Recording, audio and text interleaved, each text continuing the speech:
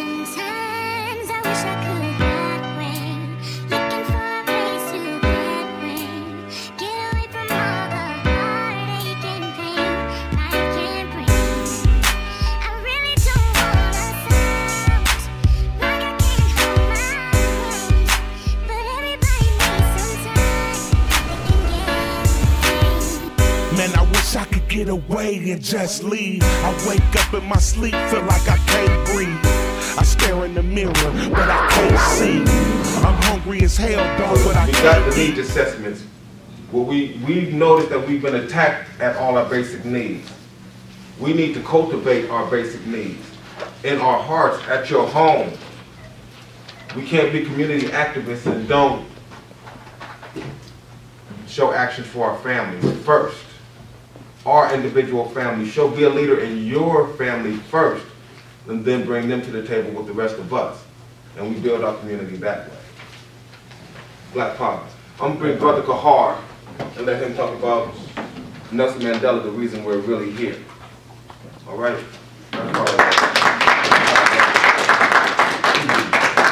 First of all, greetings, and the most beautiful thing that when I walk in the door was seeing the youth and seeing the blue. The blue back in the 3rd was part of our uniform. And when I just left Atlanta because we had just elected a new central committee. And some people got upset about it, but we had elected our national chairperson is a sister named Crystal Muhammad. And I said that by saying this, being a member of a church that was founded in the 1800s in Oberlin called the Almighty Church of the True Light Army. That was ran by a sister called Mother Wisdom. And I remember she adopted me as a son, and my name with that church is Brother Understanding. How you doing, man? Okay. And she said, I asked her a question. I said, Mother, when will we know the end of time? And Mother said, when the woman tell her story.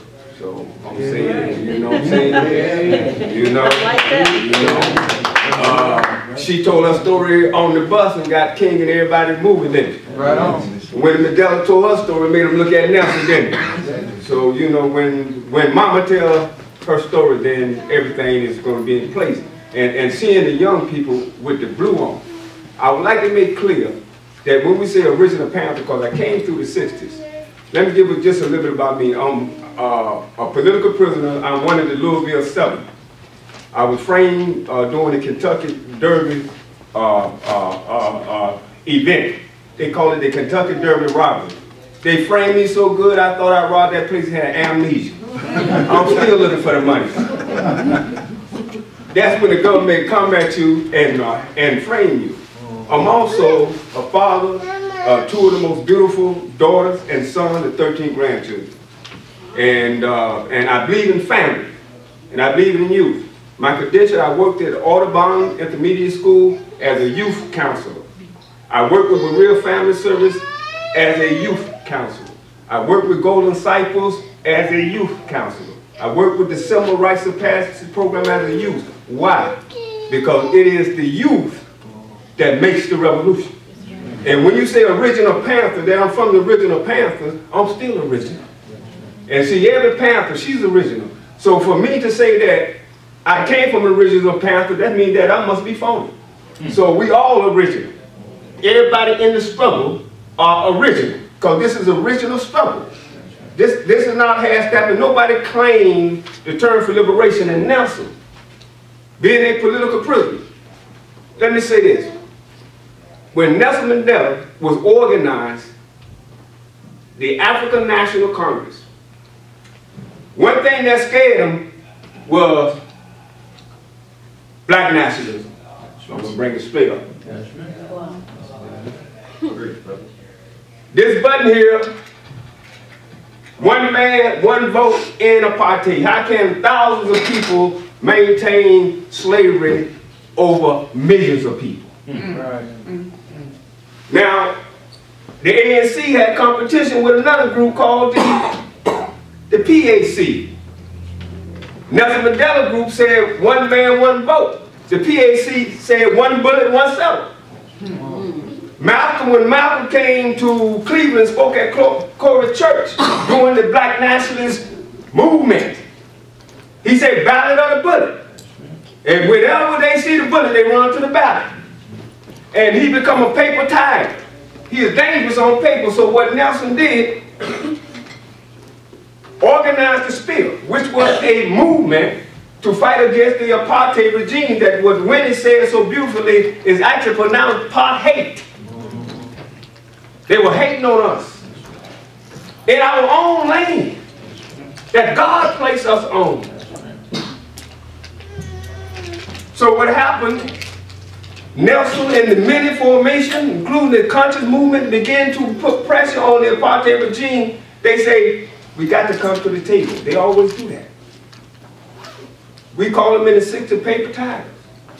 Why we call them paper tigers? Not because they can fight, because they are master in destruction. They will drop a bomb on you. They will bring an army tank on you. They will put you in an electric chair. They will lynch you from a tree. They will run over you. They will murder you like they did my brother down in Florida. But they're dangerous when it comes to paper. They're paper tigers. The reason that they came and sat to the table and said, we want to sit down and talk to you, Brother Nelson, is because they felt pressure.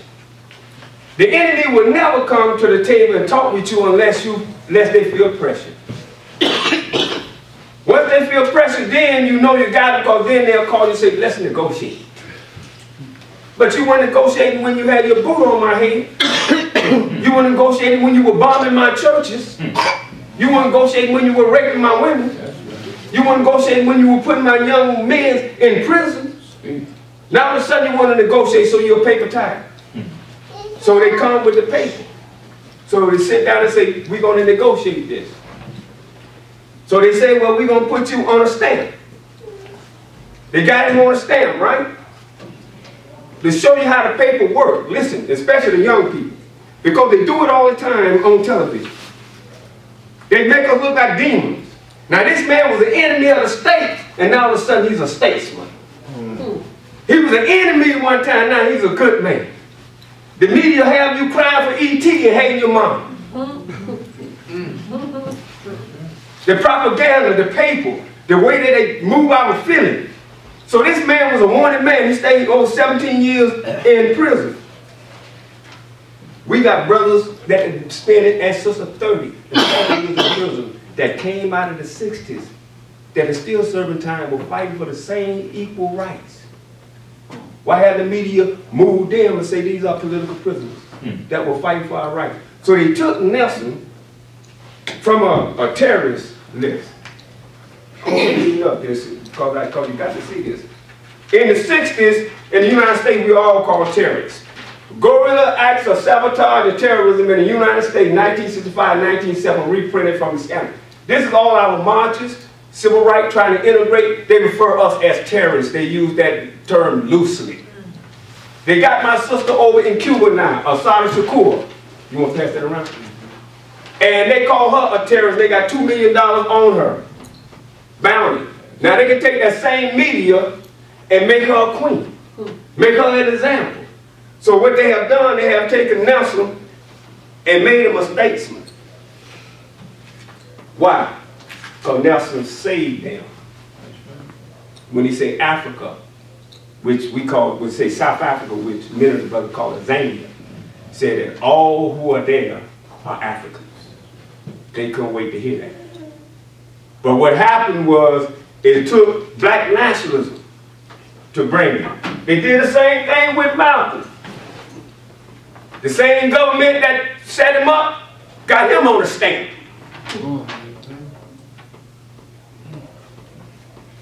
Demonize you today and make you a saint tomorrow.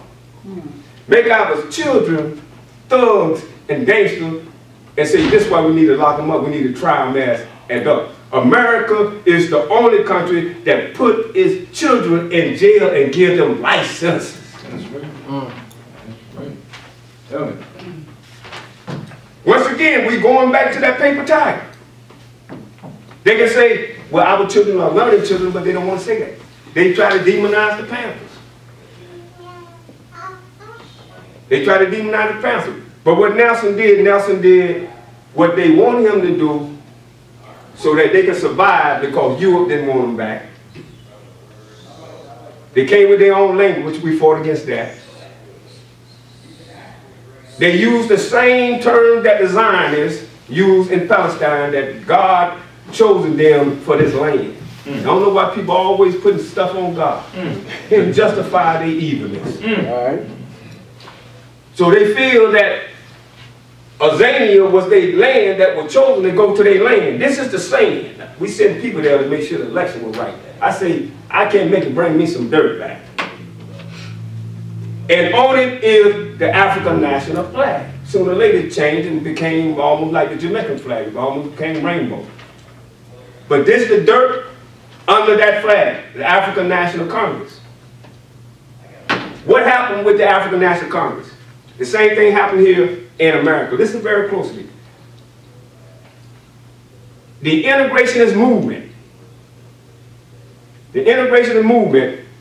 moved to the point where the schools, I'm still talking about Azania because the same thing, because they got Crips, blood, in South Africa. That's right. They sticking up people and taking their bins, they robbing, they cracking, smoking. But you know what? The biggest gang they got is called the Americans. A lot of stuff that had been imported here have been imported to Azania, South Africa. Why are we having to say, oh, Nelson Mandela is the first black African president in Africa? Hell, that's his home. That's like a man coming in my house, overthrowing my house, oppressing my family, and then invite me back in the house and say, now you can be the father. It's been in my house before you got there. So don't come to the paper and say, we done elected a black man in South Africa. That was his house. That's his land. He was born there. They was. And this man came and saved. And saving them, other African countries began to look, and other movements began to start forming all around the country. They was upset because Raouf from Cuba, Fidel relative brother, came and met with President Obama. But they failed to realize Cuba was some of the first soldiers that went there and fought against the South African government that was trying to invade Angola. That's right. Speak on it. But because we don't know history, because he's a tiger on paper. They get you down in jail, they got you on paper. Your bill is on paper. In terms of you graduated, you can be the top of your class. But you got to have their paper. Everything he does is on paper. And you'll see when he go working, if he ain't got his paper right, his whole day gone. Because he don't have it in here. And he don't have that natural computer like you and I have here. This is the budget that we wrote. Nelson Mandela for president. A lot of brothers and sisters don't know about Steve Biko. The Black Conscious Movement. And right today, there's still a movement that's going on. Because the small thing is, they still control the military. They still control the police. They're still occupying our land. And there's still homeless brothers and sisters still walking in Azania, South Africa, and Shantytown. That done went from a more people movement to a class movement. When I say class movement, the bourgeoisie class. Those who got it and those who compromised, and the people that didn't compromise is still living in Shantytown. Mike White was the mayor of Cleveland. This is a picture of him. And it says in the read here, Mike White in the early 1970s, an angry young man at Ohio State, hated to sleep on a white sheet. But he came in, now he married to a Caucasian, compromised. Now this man that was so black that he didn't want to sleep on a sheet. Whenever we talk nationalism, Whenever we talk nationalism, listen very closly. It's natural. And I was telling the people in Atlanta, Georgia, a chicken, they have chicken nationalism. And the rooster, now and then, are the minister, the imam, and the chairman. And churches and all the other places going to catch a problem when they organize. Everything that is natural deal with itself. When we say black nationalism, people get scared.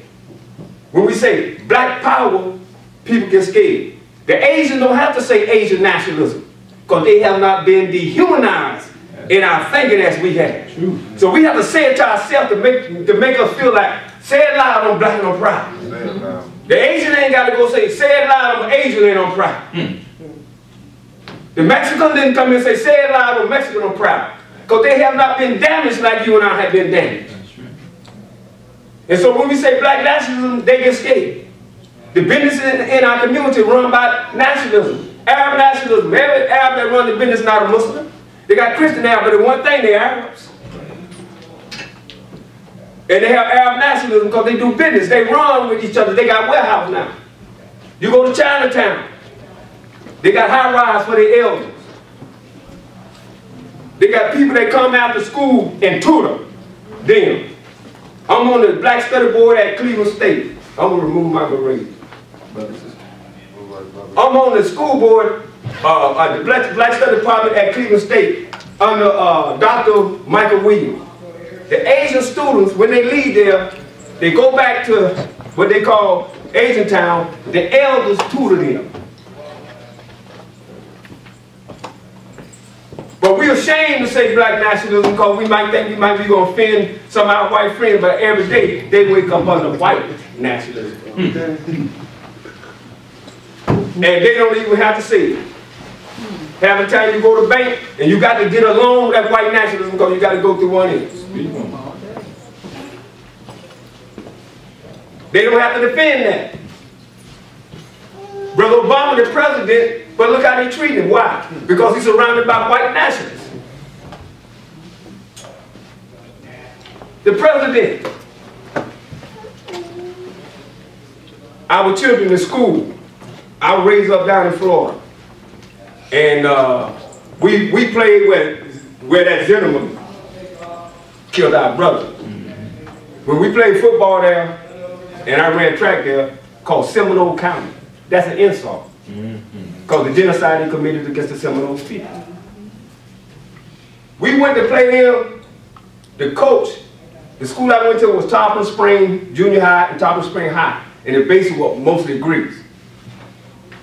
Our coach was called Mr. Caruso. We went and played those people in Seminole County. He said, let's play the game and just pray that we get out here alive. I mean, old ladies, white lady on the sideline calling. He stepped out of bounds. They don't even have a rough outfit on. So we just played out the time. When they integrated our schools, the school that we had was called Pioneers High School, and it was the Panthers. Pioneers High Panthers, that was the name of our football team, our marching band. When they moved and took those schools, then they took the best teachers out. Then they took us from a school called Frederick Douglass. We had to know about that. Harry Tubman, we had to know about that. And then they put us in a school called the Blue Demons and the Red Devils. Come on now, talk to me. They took the school that we named after our ancestors, the proper ancestors. And we went to these schools because we want to aspire. Now we got demons and devils in our house. We ain't got the Harry Tubmans in our house because they'll shut the Harry Tubman school down. We ain't got the Frederick Douglass in our school. And once again, people, language is like food. If you eat good food, you get healthy. If you eat bad food, you get sick. Good language make you smile and bad language make you mad. Can you understand what I'm saying? You wake up and you see your mother, you see your father, your mother, and your wife say, how you doing, sweetheart? She'll smile. You wake up and call her any other name, she'll get a friend. Because language is life. And this is why when you tell brothers and sisters say black power, the enemy knows what that means. Black Power. So going back to the ANC, the Communist Party in South Africa made their first move to water down the Black nationalist movement. When Queen Mother Moe went there, and she said after the election, she went to a benefit that they had for Nelson Mandela. She said when she walked in, she seen a whole lot of white women running after the brothers. You know that person, Nelson, let loose. They was all up in there partying and carrying on a good thing because they had a stake in that country. Everybody have the tendency to want to use us, but we don't want to use us. We don't want to get involved in no organization because we think it's too black or too strong. Man, brother, man, you know, I want to join y'all, man, but you know, man, y'all ain't got no Caucasian there, y'all ain't got no Asian in there, and why your organization set up like that? Try to go to some of the Jewish organizations. You don't complain about that. But when we start having something of our own, we always gripe it. Nobody can raise our children like we raise our own children. In the 60s, they had a program called the Counterintelligence Program. And now they got a program called the Sissification Program of the Black man. They went from counterintelligence to a sissification program. Right? Come on now, talk to me, man. They got programmed to take our young brothers and take our young sisters and flip them. Because he don't feel a threat. But when that young man walks up and the sister walks up with their head like this, he feel a threat. Because they ain't walking like this. They ain't doing this. They walking like this. I remember when we was in New York, we marched on the United Nations, and this was in 1968.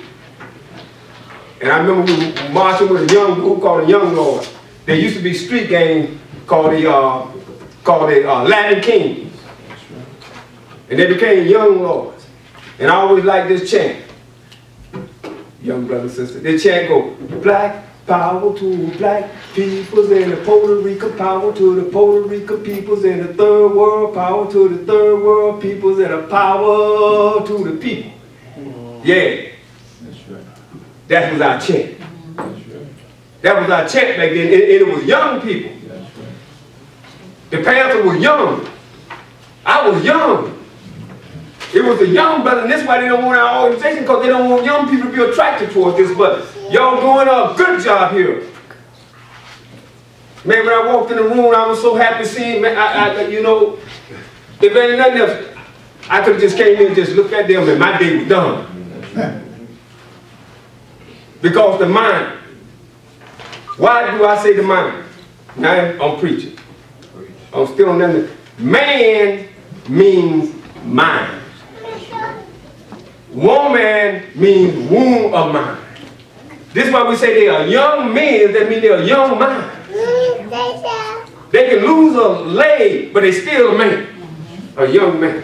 They can lose an arm, they still a young man. They can lose the keys to the house, but they can find it with their mind. But if you lose your mind, what you gonna use to find your mind? I gotta remember that. Yeah. Yeah, I like that. Yeah. This is why they're afraid. They're afraid. If you want to close your mouth, you close your mouth. Like this. You want to close your nose, you hold your breath. Like this. But if you want to close your ears, you got to do this. And sometimes the ears shaped like a question mark. And why it's so important that we teach our own, because the heart is innocent. The ear is a tunnel straight to the heart. And some of these sisters know, that's why the old brother sneak up and say, come on, baby, let me whisper into your ear. Because you know it's going straight to your heart, because once it get in there, it's in there. I don't care. You say, I don't believe in, one day you sit home, you say, what intention is now? Because it went in there. School is very important. Oprah set up a school over there for young ladies. Why someone had to come on from here to go over there and set up something in their own land? Because once again, I'm saying, once we sell our black nationalism, once we sell our black power, then you allow somebody else to raise your children. And then we wonder why our children turn on us. Then we wonder why when we were going to PTA, when they integrated, the teachers got thin. And mama, she looked like she done fed the whole world. And now you're afraid for her to come to the school because the sign of beauty is that old thin Barbie doll that walking through the classroom and call herself a teacher. So now you done went in culture shock. You're in culture shock. Because we ain't teaching. And if we don't teach them right, we'll think that half of the music that we did is not ours. Culture shock. Dr. King is getting lighter and lighter, and Auntie Mammy got a perm. Come on now.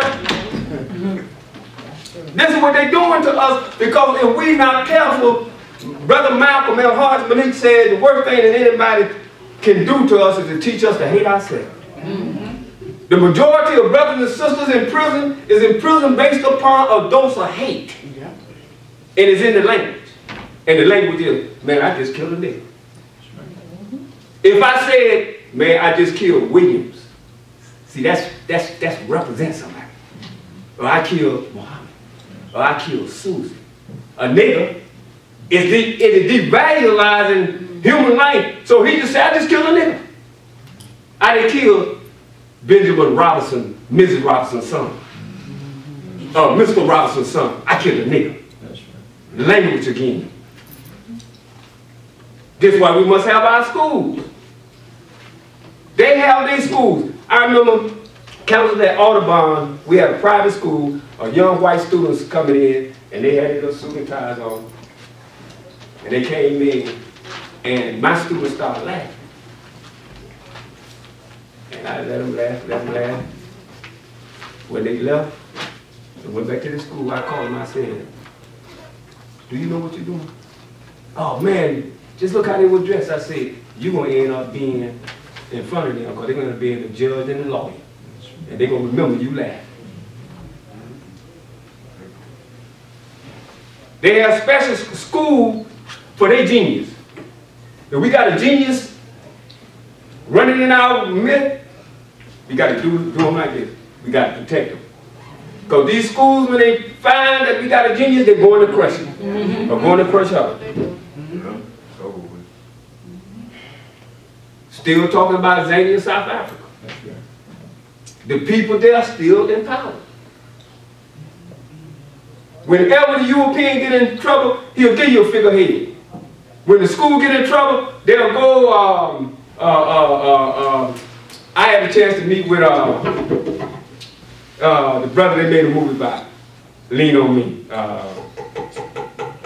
What's the brother's name? Principal? Yeah, the principal.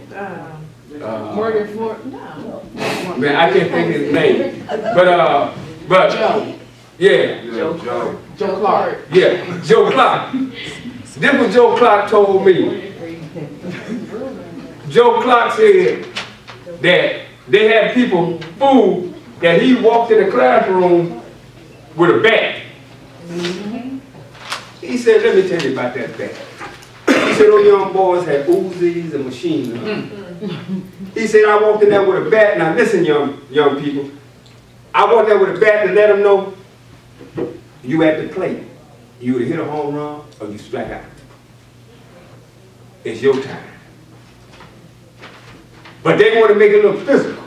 But it's all for symbolic. Whenever the European get in trouble, they always come find you and I. They'll make us head of the school board because they done messed up. Now they put a brother, and glad he in the White House because they done messed up. When the city get bankrupt, they put a black man or a black woman in because they done messed up. Whenever he get in trouble, he'll get with us and he'll set up a smoke screen. Once again, it goes back to the youth. Nelson Mandela spent his time in prison, and he had a family that supported him. Sister Winnie Mandela.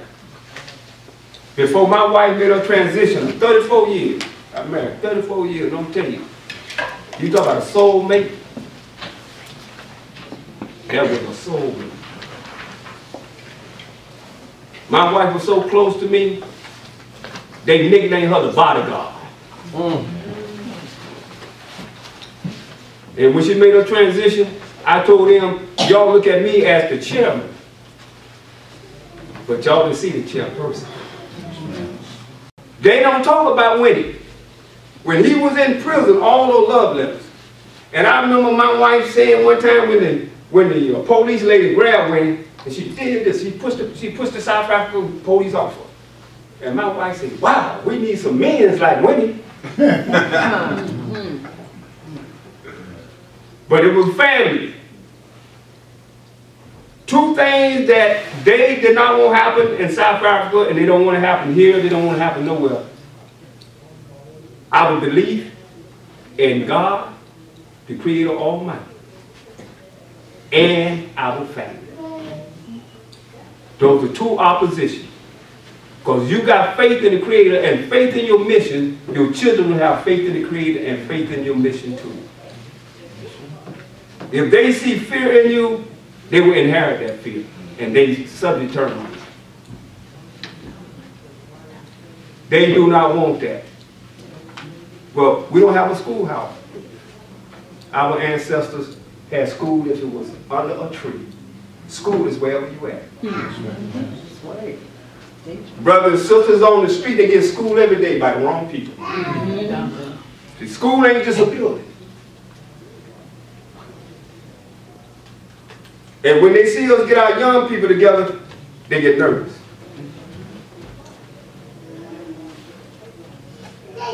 Because these are the mine. So all I can say is Nelson made his transition. He gave him a good fight. He was a good man. He played the game to the end, but the battle continued. The struggle continued. It will always continue until South Africa become a Zania once again. Because they tried it in Rhodesia, and they say no, it's Zimbabwe. Because they put their name on the road. But it's something about the European. He always, when he conquers something, y'all want to call it the South. What's up with that? Everything the South. Everything the South. Our job right now is the Panthers, and this is where I'm at. I was elected National Spokesman for the organization last week. And the organization had balanced itself out. We got 4 deep sisters. We got the chairperson, the Minister of Health, Information, Finance, Minister of Defense, Minister of Political Propaganda, what we call propaganda. And we are dealing with what my brother Chairman here said. We're dealing with the issue around land. And that the time is now is to deal with land. When I went for real family service, I had a community garden. And just to put your hand in the dirt, the spiritual nourishment from Mother Earth gets in your fingernails. And I would look at my fingernail and I'm proud, you know, that we were doing this. And when the family service would have the outings, I was in the garden with my youth. And you won't believe it, seeing hardcore brothers on the street out there digging and planting. And when the harvest came, oh, they were glad to have what they grew, and they ate what they grew. Because we as a people are peoples of the land. The land and the people are one. And the land responds like we respond. The word about sinkholes and earthquake, we have sinkholes and earthquakes in us. When the earth is unbalanced, it's because we unbalanced. Until we get balanced, the earth, the weather, the climate, everything will get balanced, because all of that was created to serve us. And because we are not spiritually, politically, economically, morally solid, the earth and everything in nature turning on us. Because we had a responsibility, all of us. have a responsibility. Once again, black nationalism, don't let anybody fool you. Say that black nationalism is an evil thing. I just wanted to share that, and once again, our movement is not all about politics. Our movement is about family. Our movement is about love. And we are not here to hate. And we were talking earlier. Hate, if this was poison and a Caucasian get it and drink it, and he died, and it's still there, and I get it and drink it, what you think will happen to me? He will die too. So we cannot follow his trend of hate. No, okay. You can't fight a fight with hate. Because hate is like fire. And fire take metal and reshape metal. And you have hate in you, reshape your heart. Our struggle is a righteous struggle. That's right. Come on now. That's right. It is a righteous struggle. And that's why we still around. That's why we still around. Because this struggle is a righteous struggle. And I say to this too, when we give a toast to the ancestors, make sure you say the proper ancestors, because some of the ancestors need to stay where they at. Oh, you right. You know what I mean? Don't be caught up there, you know, man. Man, you wake up and that ancestor that done had to help put some change on you standing in your living room. Say, you call? You know, so once again, the Black Panther Party is the people organization. The reason the government came out against us is because of our program. The government didn't have a breakfast program until we came about. They didn't have a clothing program until we came about. Nobody talked about sickle cell anemia until we came about. Nobody was dealing with the police brutality until we came about. Nobody was talking about liberation school until we came about. And so they got a program called counterintelligence. Ain't that something messed up? Why you want to counterintelligence? It should be called counterintelligence. But they said counterintelligence because they know we are intelligent. Come on now. Yeah. So they got to counter us, and this is why they do their propaganda. Because we are intelligent, so they got a program called counterintelligence. The counterintelligence program is just a program that is basically a program that, and I said I'm going to close this, a program that is basically, I want to read something to you real quick. And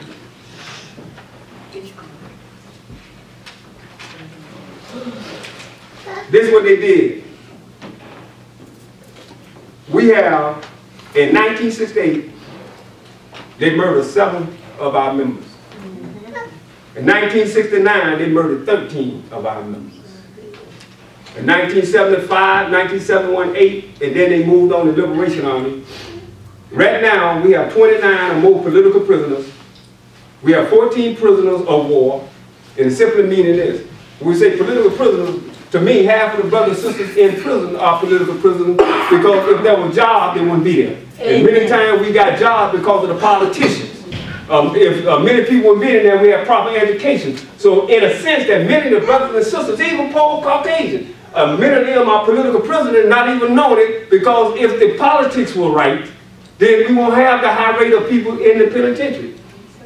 14 prisoners of war, 1 sentence to the death that we know, and that's Mukmil Abu Jamal, who was Minister of Information of the Philadelphia chapter of the Black Panther Party. 10 sentenced to 100 years in prison. That was the MOVE organization. That from out of Philadelphia.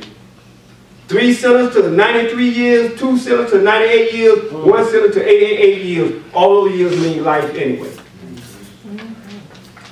So I close that out to say that as long as we organizing and doing the work that God wants us to do, then we'll be a blessed people. Jesus had an organization, 12 fighters. And he had an informer in that.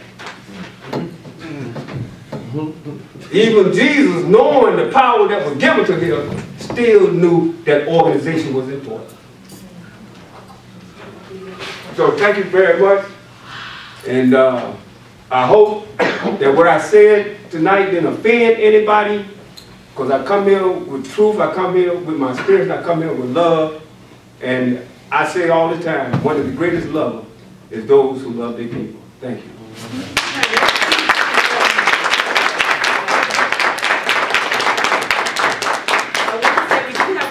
Back there on the wall, we have different history makings that the Panthers have done. On this side, we have the sponsors of the Panthers for the, I believe that was the 2013 National Convention. Yeah, 2000 National Convention. I took offline, and you might notice President Obama and Michelle Obama as well as Oprah Winfrey on there as well. But we're going to open it up for questions to either of the brothers. Ms. Ross Freeman, she's with the Board of Education. Yes. Okay. Why is it, I notice here in our community, when you're talking about uplifting black folks, you gotta be hating white folks. Why is that? Absolutely.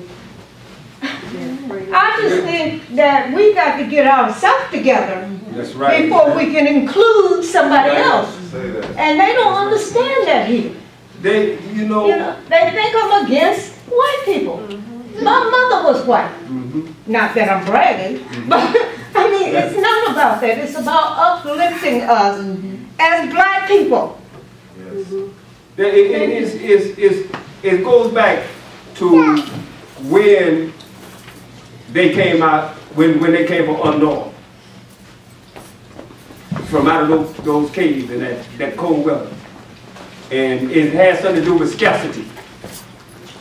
Not enough food, not enough clothes. And when they migrated down and they seen us with clothes, food, laying up under the tree, had everything we need, he became jealous. And this is why it's called imperialism and capitalism. Because he goes back to the day that when he had nothing.